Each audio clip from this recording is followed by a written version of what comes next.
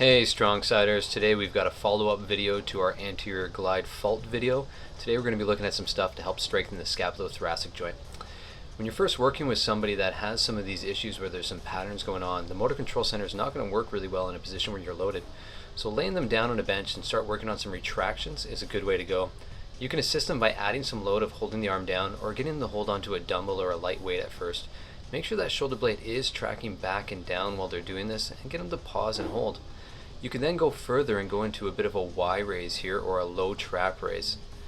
This will help program that overhead movement and getting that shoulder blade moving correctly through a range of motion. If one of the problems was during a row or a bench press or even a curl, what you could do is you could add that range of motion in, making sure that they're not gliding forward into the shoulder, which we'll demonstrate here in a second. So she's got great range of motion. She could probably pull the elbow that far back without it dumping forward, but right there, just tilted forward and moved up out of the socket a little bit. So we want to avoid that because it's going to put unnecessary stress on the bicep tendon. Making sure that shoulder comes back first is going to help you maintain that scapulothoracic joint throughout the movement. Here's another movement, which is going to be band pull-aparts.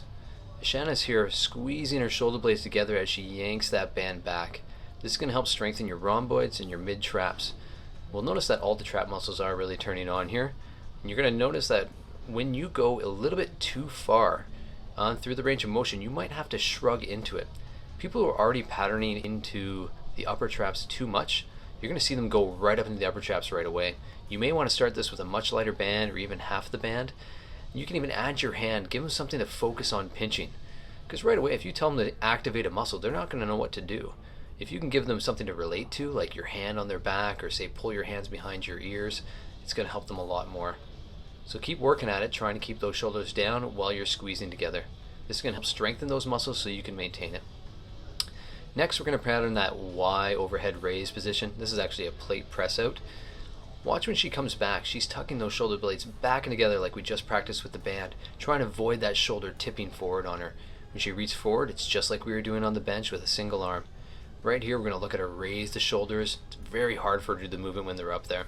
When she brings the shoulders back and down and she's stabilizing, really easy for her to press forward. There's another view of that anterior glide. This is going to be almost impossible for her. Just a tough movement. Let's pack those shoulders, hold those shoulder blades back and down, and press out into proper motion. If you keep working on these movements, it's going to greatly help with your horizontal pressing like push-ups, bench press. It's going to help with your curls as well, and definitely your rowing. Let's look at some vertical action. Last time we looked at the pull-up and how the shoulder can fail forward. So Shauna already did that. We corrected her into a good posture position. Now she's simply allowing the shoulder blades to drift up and pull down while she's in the bottom position. Trying to teach her here that when she's in the top part of the pull-up position that you can still track it down and get into good position before you go back up overhead.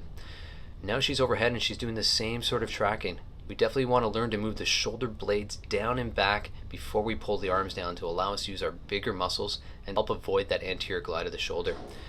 This back view is great to see what's actually going on in these small little movements. We'll see the shoulders are flared up, rounding forward, and then when they come back down, you get in this great posture position. Good, stable scapulothoracic joint.